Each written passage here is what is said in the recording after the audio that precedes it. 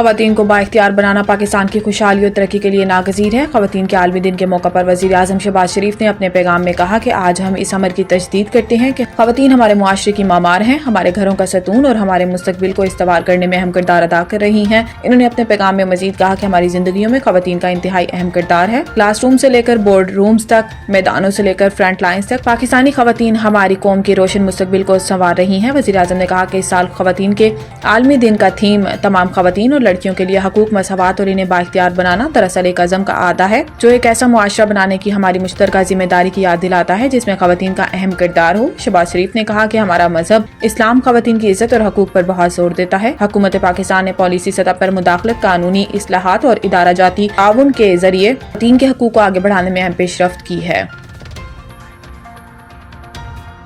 OIC اجلاس پاکستان فلسطین کے ساتھ ہے اور عرب لیگ کے فیصلے کی حمایت کرتا ہے۔ اسحاق ڈار اجلاس کے دوران فلسطینی عوام کے خلاف اسرائیلی جارحیت، جبری نقل مکانی اور ان کی سرزمین پر الحاق کے منصوبوں پر گفتگو کی گئی۔ وزرائے خارجہ نے متفقہ طور پر عرب منصوبے کے تحت غزہ کی تعمیر نو کی حمایت کی اور فلسطینی عوام کو جبراً غزہ سے بے دخل کرنے کی کسی بھی بیان کو مسترد کر دیا۔ OIC کے سیکرٹری جنرل حسین ابراہیم طاہا نے اجلاس سے خطاب کرتے ہوئے کہا کہ تنظیم عرب لیگ کے غزہ کی تعمیر نو کے منصوبے کی مکمل حمایت کرتی ہے۔ انہوں نے اس بات پر زور دیا کہ فلسطینی عوام کو اپنی سرزمین پر رہنے کا نہ صرف مکمل حق حاصل ہے بلکہ انہیں ایک خود مختار ریاست کے طور پر عالمی سطح پر اپنا کردار ادا کرنے کا بھی حق ہے۔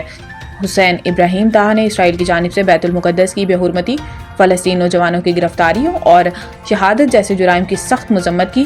انہوں نے عالمی برادری پر زور دیا کہ وہ اسرائیلی مظالم کو روکنے کے لیے فوری اور مؤثر اقدامات کریں۔ IMF نے 1250 ارب کے بینکوں سے ادھار لینے کی حکومتی حکمت عملی پر اعتراض اٹھا دیا۔ اسلام آباد عالمی مالیاتی فنڈ نے حکومت کی 1250 ارب روپے کی بینکوں سے ادھار لینے کی حکمت عملی پر اعتراض اٹھایا ہے۔ IMF کے اعتراض کا مقصد بجلی کے شعبے میں سرکولر ڈیٹ کے بڑے مسئلے کو حل کرنا ہے۔ IMF نے استفسار کیا ہے کہ اگر مستقبل میں بجلی کی طلب میں کمی واقع ہوئی تو CPPA سود اور اصل رقم کی ادائیگی کیسے کرے گا۔ دوسری جانب IMF نے بجلی ڈویژن کی جانب سے جنرل سیلز ٹیکس سمیت دیگر ٹیکسوں میں کمی کی تجویز کو مسترد کر دیا ہے۔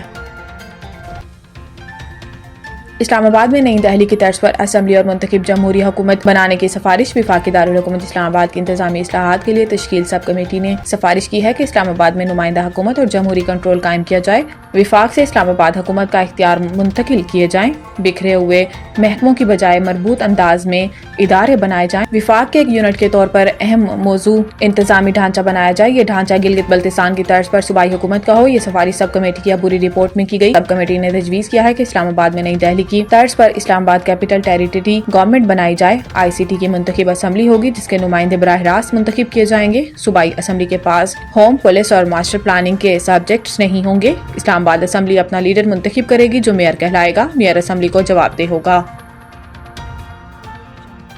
ڈسٹرکٹ مٹیاری کی عوام کی بہت سی شکایات کا ازالہ کرتے ہوئے MPA مٹیاری مختوم فخر الزمان ترجمان سندھ حکومت نے اپنی ٹیم PS منور علی داؤ کو ہدایت کرتے ہوئے کہا کہ فوراً میرے ڈسٹرکٹ کے عوام کی جتنے بھی شکایتیں ہیں ان کا ازالہ کیا جائے، جس پر منور داؤ نے رات کے سپہر میں اپنی ٹیم کے ساتھ مٹیاری تعلقہ ہاسپٹل کا وزٹ کیا جہاں پر موجود ہاسپٹل کے MS ڈاکٹر عبدالسلام میمن اور دیگر سٹاف موجود تھا۔ MS نے ترجمان MPA کو پوری ہاسپٹل کا وزٹ کرایا، میڈیسن 300 کے لگ بھگ OPD کا بتایا، ایمبولینس کسی بھی ایمرجنسی میں 24 گھنٹے موجود ہے۔ MS کا مزید کہنا تھا کہ ہماری ایک بجٹ میں 2 ہاسپٹلز چل رہی ہیں، جس پہ ترجمان منور علی داؤ نے کہا کہ MPA صاحب کی کاوشوں سے ضلع ہاسپٹل میں بھی چل رہی ہیں جن کی SNG بھی MPA صاحب جلد منظور کروا لیں گے، جس کے بعد انشاءاللہ ضلع ہاسپٹل اور سٹی کے ہاسپٹل بھی جلد ہی فنکشنل ہو جائیں گے اور اس میں ڈاکٹر دیگر عملہ 24 گھنٹے موجود ہوگا۔ ہوم سیکرٹری پنجاب نے محکمہ جیل خانہ جات کے افسران کو تبدیل کر دیا۔ سپرنٹینڈنٹ ڈسٹرکٹ جیل پاک پتن محمد علی خاکوانی کو تبدیل کر دیا گیا۔ SP حسن نواز کاٹھیا کو سپرنٹینڈنٹ ڈسٹرکٹ جیل پاک پتن شریف تعینات کر دیا گیا۔ SP جہانگیر ڈوگر کو سپرنٹینڈنٹ ڈسٹرکٹ جیل اوکاڑا تعینات کر دیا گیا۔ SP حسن نواز کاٹھیا اس سے قبل سپرنٹینڈنٹ ڈسٹرکٹ جیل پاک پتن تعینات رہ چکے ہیں۔ محمد علی خاکوانی کو senior research and development officer Punjab prison staff training college Sahiwal تعینات کر دیا گیا۔ وزیر اعلیٰ پنجاب کے جانب سے بیوہ خواتین میں مویشیوں کی تقسیم۔ گورنمنٹ پیرا ویٹرنری اسکول ہارون آباد میں وزیر اعلیٰ پنجاب محترمہ مریم نواز کی جانب سے تحصیل ہارون آباد اور تحصیل فورٹ عباس کی بیوہ خواتین میں مویشی تقسیم کیے گئے۔ اس تقریب میں ایڈیشنل سیکرٹری ساتھ Punjab Farooq Qamar, divisional director livestock doctor Rizwana Akram, زرعی additional director Bahawalnagar doctor Umar Iqbal, deputy director تحصیل ہارون آباد ڈاکٹر شاہد حسین بھٹی اور دیگر نے شرکت کی۔ شرکاء نے وزیر اعلیٰ پنجاب محترمہ مریم نواز کے اس اقدام کو سراہتے ہوئے اس پروگرام کو مزید وسعت دینے پر زور دیا۔